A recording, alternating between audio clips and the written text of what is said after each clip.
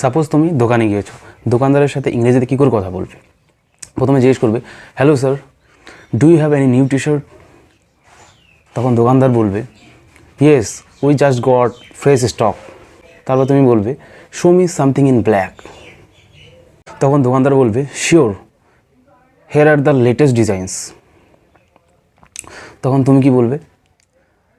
তোমার যদি পছন্দ হয়, this one looks good, how much is it? তো তখন দোকানদার যদি বলে 550 রুপিস স্যার, তখন তোমাকে বলতে হবে, this is too much, can you reduce it? দোকানদার যদি তখন বলে, ওকে স্যার, ফাইনাল 500, তখন তোমাকে বলতে হবে কি, all right, I will take it. যদি দোকানদার কোনো কিছু সম্পর্কে এক্সট্রা জিজ্ঞেস করে, যদি বলে, do you need a bag? যদি তোমার প্রয়োজন হয় তখন তুমি বলবে, ইয়েস প্লিজ। তখন দোকানদার যদি বলে, here you go, thank you, তখন তোমাকে বলতে হবে, থ্যাংক ইউ।